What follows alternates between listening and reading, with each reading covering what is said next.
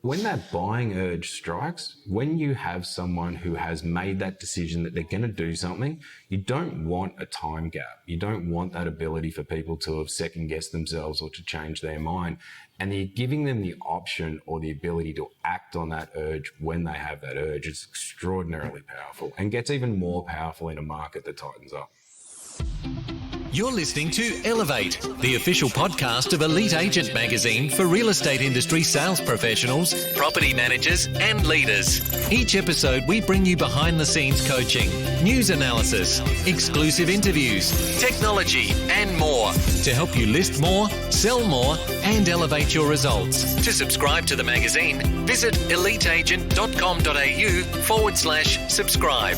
Here is your host, Samantha McLean. Game changer. That's a word that gets used a lot in the real estate industry, but this week's podcast guest has the area to prove he is one. Dave Stewart has spent around 21 years in the industry as a sales agent, as well as owning a couple of his own offices. But it was during a whirlwind trip at the height of the GFC that he had a light bulb moment about an easy way to link vendors and buyers, creating greater transparency and efficiency through the offer process. After hearing the story about how one consumer bought a property with Market Buy while out doing the Saturday groceries, I sought Dave out on my last trip to Melbourne to find out a little bit more about the product and what's on his radar for the future. Welcome to the podcast, David Stewart. Thank you, Sam. It's awesome to have you here, and I know that there's a whole lot of interest about your product, which is Market Buy out there with lots and lots of people using it. You were an agent for quite some time before you started innovating with Market Buy, so give us a bit of background. Like most agents, I started out and just went through the normal process, became a sales manager, got an opportunity to buy into an office, and I was with a big franchise. For anyone not in Victoria, they might not be aware, but Barry Plant's a 90-office franchise. And then I got an opportunity to own a couple of my own offices, and I did that for 6 or 7 years. And then I looked around one day and I thought, this could be Groundhog Day. I could just end up doing the same thing day in and day out. I didn't know if I even put a whole lot of thought into it, but I sold the offices and went and travelled for a year and went overseas. And this was right during the financial crisis in the States. So 2008? Yeah, no, it was 2010. So it was at the aftermath of the financial crisis. And I had a look and just saw what the Americans were doing. And it just struck me that real estate could be a little bit different. So I came back to Melbourne and I said to my wife that I'm going to set up an office, but I'm just going to experiment. I'm just going to see what's possible in real estate. She thought I was nuts, but we've been married 18 years. I'm pretty sure she's convinced I'm nuts anyway. So she let me do it. I had zero intention of being the biggest office or having the most staff. I just wanted to play. I just wanted to see what we could do, what we could get away with and what was possible. And that was kind of the start of it. And then what happened after that? So it was really interesting. We opened in October 2014 and I had a really good friend of mine that came in. I'd played football with him and I'd known him for years, and he said, Dave, I've got to sell my house. And normally I would just auction it because obviously I'm a Melbourne agent. I'd just auction a house. But it was like the 15th of December. And he said, I've got to sell it. I bought another house and I can't get finance. And I bought the other house unconditionally and I can't get finance until I sell mine. So I want it sold in 2 weeks. So I put it on the market, and in that time, the Melbourne market was really hot and we had like 10 buyers that wanted to buy it. So being an old friend of mine, I was very, very diligent to make sure that we got the very best offer we could. And so I called each buyer in, and being a private treaty, I spent about an hour with each buyer. And after 2 days of signing up these offers, I went round to him, I presented the offer, he accepted one of the offers. I then came back to the office, really excited, like I was really stoked that I'd got such a great result for him. And I went and rang through all of these buyers. And out of the people that missed out, I think 3 or 4 of them turned around and said, well, I didn't believe you had that many offers. And I would have paid more. And can I pay more? And I'm like, mate, the contract's signed. Like it's done. It's dusted. And that's where it started from. And, you know, after 2 months of being open, I turned around to my wife again and said, I just reckon that there has to be a better way. So my initial thought was just to eBay properties, but like for anyone out there, don't eBay properties. It doesn't work. It doesn't conform with any legislation. So we spent the next 6 months working out how to build it and how to go about it. And that's where it came from. So for the people that aren't familiar with Market Buy, in a nutshell, give us a quick rundown of what it does. It's really a communication tool. It's not a negotiation tool. And I say this to agents all the time. It's not something that replaces you in the negotiation. It just makes sure that all information is delivered to all stakeholders in a transaction quickly, efficiently, and just removes a lot of that secrecy around the offer process and allows people to engage in the offer process from any device and any location and at a time that suits them. We remove a lot of the barriers to entry for both buyers and vendors as well. If someone makes an offer, then everyone knows about it. It gets delivered to the agent, it gets delivered to the owner. The agent has a number of choices. They can make counter offers or they can wait for additional buyers to jump in if there's going to be competition. But at the heart, it just makes sure that we keep everyone informed really quickly and really efficiently. So it really does bring some transparency into it. A second ago, you were just describing how the person that you were trying to sell your friend's property to didn't believe you had that many offers on the table, which is a problem because you can never tell when there are that many offers on the table, but the owner can see, the agent can see, and the other bidders can see? Yeah, so the other bidders can see. We are a little bit selective about the information that we deliver. So if an agent makes a counter offer, only active buyers can see it. So anyone who is registered but hasn't yet made an offer can't see it.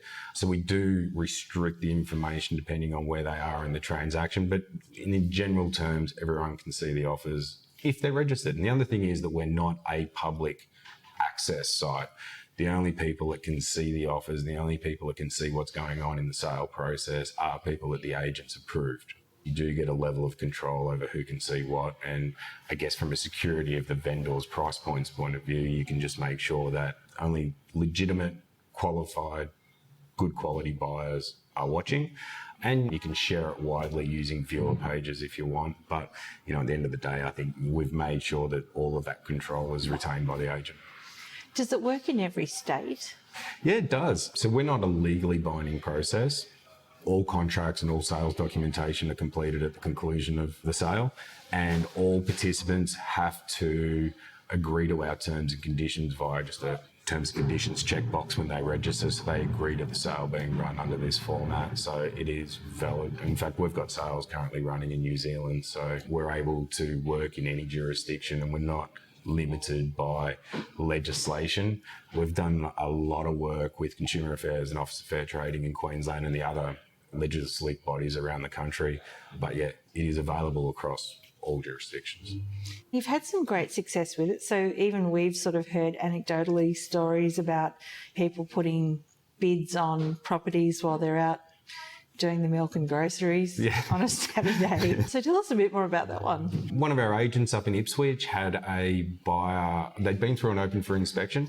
The agent obviously determines when offers are open, so when a buyer's able to make an offer. So they'd run an open for inspection on a Saturday. A couple of hours after the finish of that open for inspection, they'd registered the buyers that had been through or the buyers that had shown interest, and then they opened up the property for offers. Now, this particular buyer was in the middle of her weekly grocery shopping on a Saturday afternoon and got a notification on her phone that the property was open for offers. She made an offer. Obviously, the ability to instantly transmit that information to all stakeholders meant that the owner knew about it, the agent knew about it, the owner and the agent had a very quick chat over the phone. The agent provided a counter offer, so a price that the vendor would accept, and the buyer agreed to it, and they signed off on it then and there. So, you know, from the point where she started shopping, she hadn't even finished her grocery shopping. She'd walked out of the place having bought a house. The agents prepared contracts and then docu-signed those contracts over to the buyer, and it was completed that day. And it's really quite powerful. So where we hear it back from agents is they are able to really substantiate to their owners that everyone's been notified, because out of the 4 or 5 registered buyers, they all had emails. There was a 45-minute period there where everyone was aware that there was an offer in place, and they'd had messages back from other buyers saying, look, we're going to pass on this one. But that ability to be able to keep everyone in the loop without making 1,000 phone calls or sending 1,000 text messages really allows those agents to go back to the owners and say, well, this is our one buyer that is really hot on the property. They're keen to do something about it now. Let's just get this out of the way. Let's get this tied up. And I think that becomes even more important as the markets tighten up and down the eastern coast, particularly the eastern seaboard of Australia.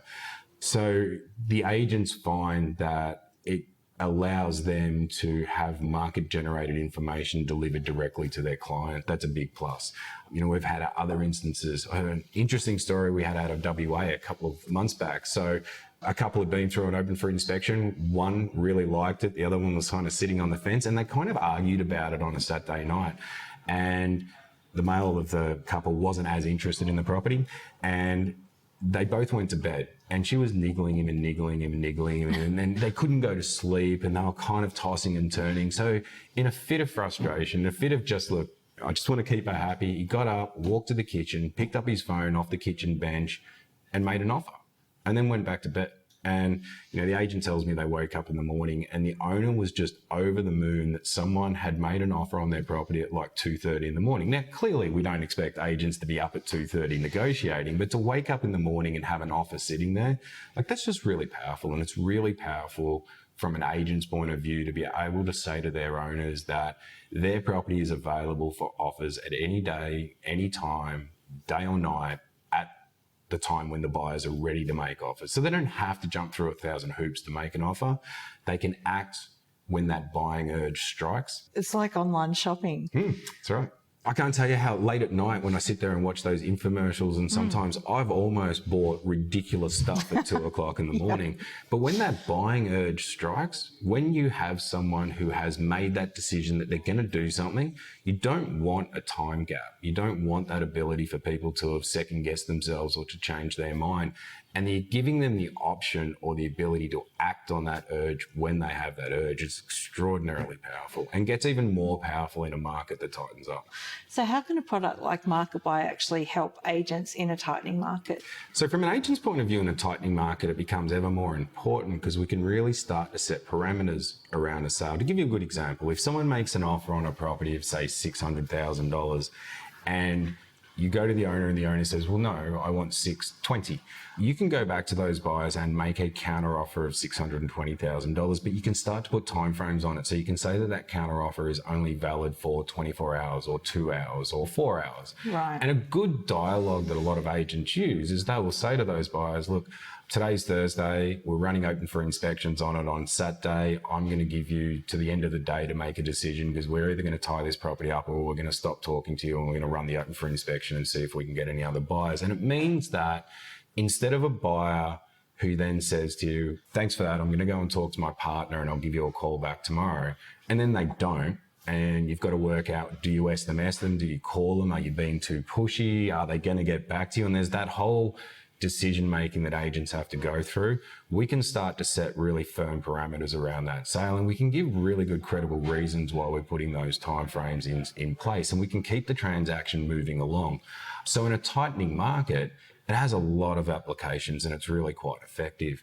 We can also create almost a sense of fear of loss that's really difficult to do over the phone because, look, let's face it, buyers don't believe anything we say to them. They never have. They never will. It's time to be pragmatic about it. But we can say to them that this counteroffer is only valid while you're the single buyer. If another buyer comes along at any time and submits an offer, your ability to accept that counteroffer will lapse and it will transition into a multiple offer situation. So we can really put that sense of urgency and that fear of loss back into the buyer's mind and do it in a really credible way. Even today, in this day and age, some buyers are still frightened of auctions. Sydney and Melbourne particularly are auction areas, but there are some people that are still frightened in other states to put their hand up. So this is almost the best of both worlds, really, isn't it? Yeah, it is. It allows conditions. And look, we work with auction agents as well. And the way we work with auction agents is we say that, well, we know that 50% of properties are being passed in. So if you want to run an auction, and I've been an auctioneer for 20 years, so I have nothing against the auction system, but there is a real issue with the requirement to have an unconditional buyer who has the ability to pay 10% deposit on the day. There's less and less of those people that have that capacity these days. So we can say to an auction agent, run your auction, but if it passes in, fire up our site, you'll still get the same benefits of an auction, you'll still get the same benefits of transparency, but now you can allow buyers to compete on a conditional basis. Yeah. I'm always really careful not to directly compete with auctions, particularly being a Melbourne agent, because Sam, they'd string me up from the closest light pole if I tried to. This is auction town, isn't it? Yeah, it is. It is. So we've worked really hard to work within the framework of the existing auction system and to become a supplementary tool that helps should a property pass in. I haven't run one of my own auctions now for 2 years. I just run market buy sales. But at the end of the day, we are able to work very, very closely with auction agents and provide a true third stage to the auction process that's never really been in place before. So the product itself is called Market Buy, but anecdotally I hear that there are other agents who have used the Market Buy service, but it's actually branded with their office. Can you tell us a bit more about how that works? Because I know that agents like to have their brand front and centre on something. So what made you go down that path? I'd like to tell people that this was all a very structured business plan and we had a really good idea of what we were doing, but we didn't. The reality is that I didn't set this up to sell to the real estate industry. I didn't create a product and decide that I was going to spread this throughout Australia. It's called Market Buy because my company is called Market Share Property, and it was a product that we were going to use exclusively for ourselves. And as we started running sales through our office, I started getting phone calls from agents and I started getting emails and can we use it and can we use it? And I said to them, well, you can. And they said to me, well, we don't want to use Market Buy because no one's ever heard of it and it sounds too much like your company. And I said, well, I don't care. Call it whatever you want. Just choose your own names. Makes no difference to me. I'm going to brand it up in your colours anyway. So if you want to call it something different, call it something different. So we've had a whole heap of agencies, particularly the early adopters that created their own branding around it. At Realty calls it Click to Buy. Stockdale and Lego call it Click and Bid. I don't know why Click is such a popular name, but everyone wants to call it Click and something. But as we're getting more and more exposure, where more and more people are hearing about what we do, we're getting more and more agents now that are just calling it Market Buy. So I've kind of left that to the agents to decide. I'm happy for them to call it what they want. If they want to white label it and create their own branding and their own name around it, that's all well and good by me. We now have printers on board where we have standard templates for vendor handouts at appraisals and buyer handouts and DL drops. So agents can let people know what they're doing around Market Buy and they can drop in their own logos and their own name for it. But we are seeing more and more people now that are just calling it Market Buy. So let's just say I'm marketing a property. I've got brand new listing and I want to let people know that they can bid for the property using Market Buy. Is that the right terminology? Yep. So each property gets a specific link. And then how do you recommend agents use it? Is it like an email blast when they've got a new listing? How do we use the Market Buy link in practice? That's an evolving process. We're working really closely with Eagle at the moment. We've just released new features. So if you are running Eagle CRM and Eagle websites, you can now have a buyer registration button on the page. You can also have a viewer registration button so you can have viewers. Traditionally speaking, up until now, what we've done is that we've run for inspections or private inspections, we'll just send an SMS blast out to people that have been through directly from the CRM that has a unique buyer registration web page. Yeah. And it's just a standard URL link that's specific to that property. And then as buyers register through that, and they only have to register using a name and an email address and phone number. As they register, it comes through the agent then approves them.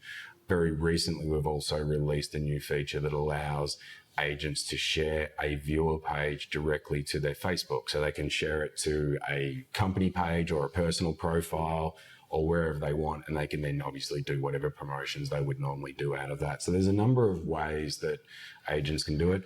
We have had agents in the past that have done or prepared just listed drops, and the just listed drops will say, if you're interested in viewing this property or keeping up to date with it as it progresses, text yes to this phone number, and someone will text yes to this phone number, will hit an autoresponder, and the autoresponder will automatically bounce back with a viewer registration page. And that's a really good way to build a pipeline. People in an area always want to know what house in their local area sells for or what sort of activity that gets, but very few people want to pick up a phone and actually call an agent these days. So it's a really low impact way for people to be able to engage in a property. And from an agent's point of view, you get their name, their email address, their phone number and their residential address, and you've got to approve them. So you've got a reason to give them a call. And it's a really good way to pick up data from people who might potentially be sellers in the future. I guess now too, with buyers being a bit thin on the ground in some places as well. Yep. If they miss out on a particular property, you could then kind of say, well, you missed out on that one, but what about something else? Yeah, and we do that as part of our process. If someone is unsuccessful in a property, they will get an email that says, look, unfortunately, you have not been successful in purchasing this property. However, we have other properties that may well suit you. Please contact your agent. But you also got all of that information. So as an agent, you can just add them into your CRM and do your normal trails as far as updates and blasts and new listings and all of that type of stuff.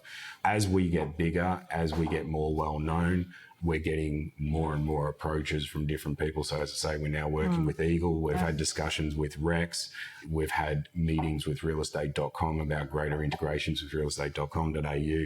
So as we get bigger, we'll find that our little tentacles spread a little bit more, particularly as far as those integrations with those other software providers. It starts to make it easier for agents to use and easier for agents to use for self-promotion, because let's face it, agents hate self-promotion, don't they, Sam? They hate telling people about what they do. Let's not go there. So we aim to make that stuff easier for them. It does make sense because it is a good way of branding and it is a good way of building the database in a way that is not annoying for consumers. I can see why this is gaining a lot of popularity. You won every award in creation last year. That Tux must have had a massive workout. If you had to name the real superpower of MarketBuy as to why you were recognised so widely for this product in the last 12 months, what do you think it is? There's a lot of auction sites around. There's a number of them now, and they are very much auction style sites. They're very much like an eBay. So every single participant sees exactly the same thing. We took a really difficult path, and I think that's why we got recognised. We wanted to take what was very much a human interaction and apply a digital process to it, but we had to do it in a way that replicated a lot of the communication that agents already did. And it was really difficult to do. We had to make sure that individual participants in individual circumstances only got information that was specific to where they were in the transaction. And there was a lot of late nights, a lot of tears, a lot of stuff that didn't go well, a lot of false starts.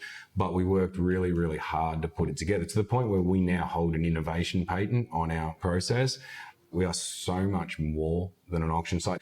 I joke with agents all the time and say, look, this is not a process insofar as an auction is a process. This is a choose your own adventure. It will do what you need it to do depending on where you are in the transaction, because no two negotiations are the same. And we needed that flexibility that allowed agents to duck, weave, switch, change, adapt. And it hasn't been easy to put in place. It's been really quite complicated and sophisticated. And our other challenge was to take such a sophisticated process but still retain its ease of use to make it simple to use. That's been an ongoing fight with us to make sure that we get these new features, but we still make it very easy for people to use. But I think it's the level of complexity coupled with our ability to still make it very easy to use that's been recognised widely. It definitely sounds like it's an easy tool to use. If you can use it in a supermarket while you're buying milk and eggs, then I think that sort of speaks volumes. What is next for MarketBuy? Can you give us an idea of what the roadmap looks like?